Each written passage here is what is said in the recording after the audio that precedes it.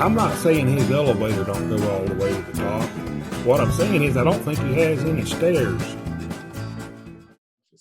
So, guys, we are back. We've got more Grumpy Bearded Men episodes, and we have 50% more grumpiness because we have added in my good buddy, Barbado Joe. And Barbado Joe, I feel like he's an expert on scents.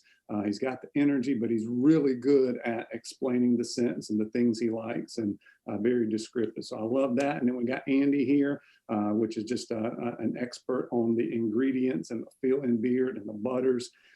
And I'm just facilitating at this point. So I've got a hold of the mute button if I need to mute somebody. But other than that, we're just going to throw out topics and see what we can run into and see if we can come up with some good content for you guys to chew on for a while. So who wants to throw out a topic?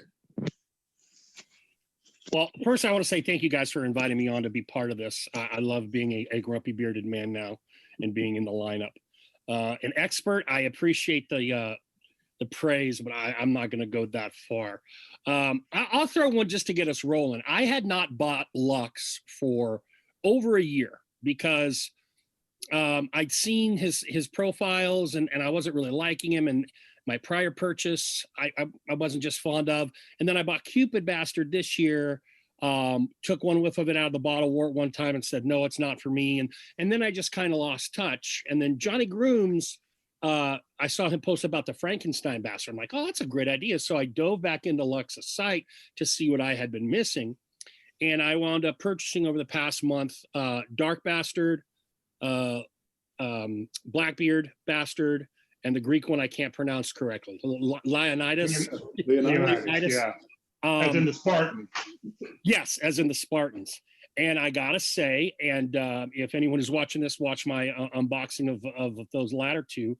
I think two of those three are really great scents.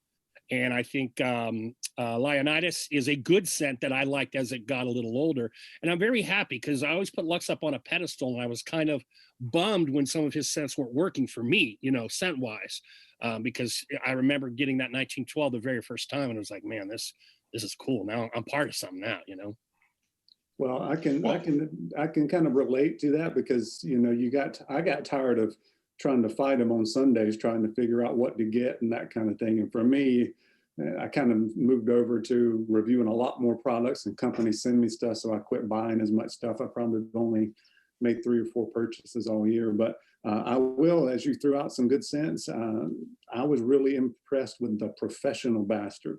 So if that one ever pops back up, that is a really good one. It's not quite as overpowering as some of the scents are, because I'm more of a medium to lighter medium as far as scent strength that I like. And that Professional is really good. Andy, you've tried that one, right?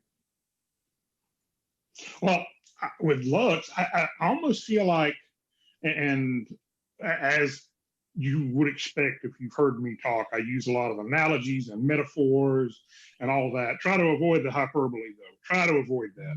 But Lux, to me, is much more of an artist when it comes to scent. And I feel like more than any other scent builder out there, he tries to take it in different directions. So there are going to be times, and I've been getting his email for about 2 years now, and every Sunday I'll just go through there. Now, and I've got my certain words, which if I see that, no, I don't give a damn. If it looks like it's going to be just not my speed, I just avoid them. I do have Leonidas here. I've got Red Bastard, which is an older one. He just decided to throw that out there. And the thing, but that to me is kind of like, okay, the Beatles or Led Zeppelin. Presuming our audience is going to be around our age, they're going to know who those guys are. They have some songs that you really love, and then they have some that you really can't stand. And to me, that's kind of how Lux is. He has some that's like, oh, I love this. Whether it's the vintage, he got back in there this year with whenever the current, for a minute, the Monkey See, Monkey Do scent was Barbershop, if you haven't noticed. And we can attribute that to Black Rebel. But like 3 or 4 of the big herb companies all of a sudden came out with their barber shops. He did the Barboski, which was an impressionistic. I told him it was the Monet of barbershops because it kind of imitates barbershop without actually being a barbershop. And I thought it was really, really nice. But that's, to me, is kind of luck. He'll go through this period where he's going to make a bunch of stuff that I just don't care about, like Blackbeard. That one doesn't sing to me, but it obviously sings to other people. So, that to me is the sign of somebody who can control their craft. And I don't want to name the company, but there's a company out there that was just recently getting a whole lot of buzz. And if you go look through their scent profiles, everything is blank and oud, blank and oud. All just straight down the list, no variation at all. And now, because it's and oud, I'm not going to try it, but still, that's a very limited palette to be working from. Andy, I would say two things to come back on that. Number one, you see that with Dan Yankee and tobacco too, right? Dan Yankee has a ton of tobacco scents, and I don't know who this. I might know who this company is, but my first thing is, are they trying to be kind of like an oud specialist, and B, how many different ouds are there in a fragrance? I remember when Bearded Fox released Return of the Mac, he called it oud 3 ways. So you actually use 3 different oud fragrances to make that fragrance. So if they're all the same oud, I'm with you. But if there's different notes, just like different tobacco scents have different notes, sweet and field and like cigar, then I might be a little bit more forgiving. Last thing I want to say about Lux that plays back to what Brian said, and you can tell me if you agree with this, Andy, at least in the 3, not dark, but at least in Leonidas, am I right there? I'm not looking at it. and Blackbeard, Brian, they are substantive Lux scents, but they don't have that same punch of the earlier ones like 1912 or Sirius. They're there, but they're not so. And I noticed that I was like, I can't smell the Blackbeard, and I'm only like 6 or 8 hours in, and that's not I'm not being negative there. That's 6 or 8 hours, but they're definitely maybe a notch down in that oomph to me. Yeah. I think he listened to his critics. Now, I myself, personally, that was one of the things I liked about Lux. Yeah, me too. But I'm not going to ding him for listening to the population.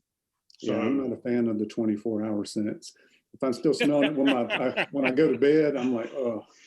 Believe it or not, the last scent that I tried that was a 24-hour scent was a barbershop, and it was not Lux. And that was Crusher's A Cut Above. I smelled that in beard the next morning. Yeah. I was like, oh, okay. I was a big barbershop fan when I was reviewing, but I think I hit my wall on talc. And so I really have to know it's a non-talky barbershop. Like Debonair Beards does an amazing barbershop that's talcless. Okay, one more thing on Lux, because I wanted to respond to the Beatles, Pink Floyd, Led Zeppelin, all those great bands. I totally agree, Andy, except I can think of 3 companies off the top of my head, Honyaker, Debonair, and Greedy Beards, that have like an 80 to 85% success ratio with me. And I'm talking, I have 8, 9, 10 of their scents, depending on the company. So with the Mrs. Lux had, plus what Brian was mentioning, that freaking crapshoot on the website of, is it going to be here? Is it not? Because I didn't want to be a slave to Sunday afternoons. That kind of got me out of it. But I'm just glad it's rekindled. Speaking of Greedy Beards, by the way, he's I don't know if either of you tried him, but he's coming back with a whole revamped stuff, and I couldn't recommend a company more than Greedy. So he is coming back, right? He is. He's got his new label designs. He's making a butter. I've kind of been working with him a little bit on the backside, just as like I don't know, he trusts my advice or something, or is because I got behind him real strong, just because I believe in the company.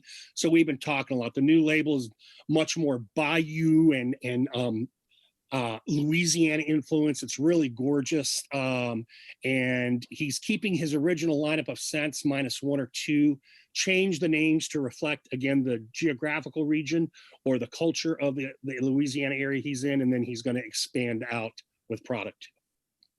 Feel free to send it my way if you want to I review. have not tried Greedy myself. Haven't either.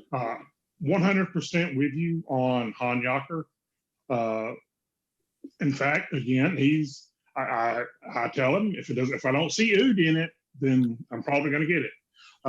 The Debonair, the one scent from Debonair that that came back to me was his mahogany and teak wood, or maybe it's teak wood and mahogany. Mhm. I can't remember which one it is. Teak wood and mahogany is the Right. scent profile, Mhm. which I can't. I remember exactly who I was talking to, Captain Joey Hookham, and I was basically complaining about how every time you see teak wood and mahogany, it smells really good for about 15 minutes, and then you can't smell it anymore.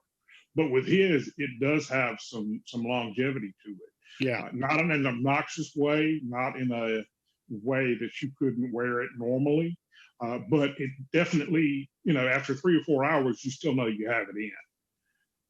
And up until that point, I just assumed it was one of those scents, kind of like some of the citruses, some of the berry scents, you guys were talking about earlier. They just don't have long presence, at least from my experience. So let's go ahead and that keep one- talking about our scent smiths in the game. So I know Joe's thrown out a couple there. I'd probably add in crushers too for just really being able to blend some unique scents. Mhm. Yeah. Trying to think who else. Who else you got on your list, Andy? I'm huge on Crusher, obviously.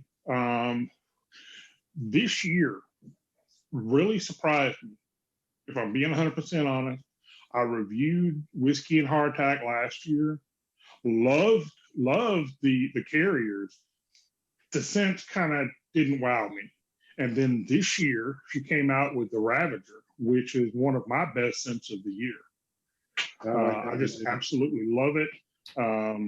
It's easy to wear. It's in that in between. It's not a summer per se, and it's not a fall per se, but you can wear it in both pretty easily. And just blew me away, because I honestly, that was the thing that I quietly, yeah, she makes good stuff, but she can't build a scent for shit. And there we go. Then she turns out and said, hold my gas mask or whatever, hold my ponytail. Yeah, she can definitely mix some scents now. Before I answer, Brian, I want to hear your voice, and B, you're getting way more newer companies. You're getting exposure to way more newer companies than I am. So not only what other scent smiths that I might know, but who are some up and comers that you're seeing in your reviews? Up and comers, well, besides Iowa, I think you guys know I probably gotten all the stuff from Iowa, and it's kind of like you with Greedy Beards. I just got a good relationship with the owner, and and I feel like he's grown a whole lot over the past year, and we've kind of grown together, which is always fun. I need to try some more scents from some people, but the Beard and Mac is probably the top of one of the top companies of the year for sure. There's some other ones that have great feel in beard, but I just need to try some more scents. That would be Defined, Clever Beard, and I really like their products, and I really liked their, but it was a seasonal scent. So I don't know, I gotta work on my scent list for the year. Barden, some of the Barden stuff, the Reformed is one of my top scents of the year. I gotta figure out what order to do those in. I don't have any more maestros other than who we mentioned, aside from later on estate, and he's just not releasing like he used to because of his own stuff with personal life. They're building a whole thing and all that jazz. But people that are cusping for me, I think for me, who is between a maestro and a really good scent smith, the guys at Miners, man. I love so many Minor scents, but I think I'd like them to release a little bit fewer. That's just my personal preference, because they release a lot, and as a customer, it's hard to keep up. Guys that I can see doing some things. It's funny you mentioned Clever. I have really enjoyed the clever stuff that Ryan has produced. You know, there as I don't know if you heard this, Brian, but I got on him. I'm like, you know, that golfer is great, but it's got too damn much peach. I want more grass. And he said, well, it's our best seller. So I was like, well, I guess you don't listen to me then. But yeah, he had the Bavarian, and oh my goodness, that America the Beautiful. Such a great gunpowder set. So for a newer company out of the chute, and yes, I have a bias for Ryan because he's a former student of mine. I really do try and place that to the side and just, you know, evaluate him on his product. I'm hearing guys like you and Mo and others saying things, so I got to think, you know, he's there. Another two people that I think are right there on the cusp. All right, one that's on the cusp, Last Looks Grooming. I really like some of his scent designs, and it might be because not only is he designing a unique scent, but he's also pairing it with a theme from a movie or an idea from a movie. So he's kind of extra, he's doing a little bit extra, so I might be giving him something. Someone who has been around a long time, who I have only recently been exposed to, thanks to some nudging for some community members, who I actually think is a maestro, I just haven't tried enough of his stuff, is Jay from Hubris. Yeah, I haven't tried his either. Jay from Hubris, GA, Atlanta GA, Hubris. Yeah,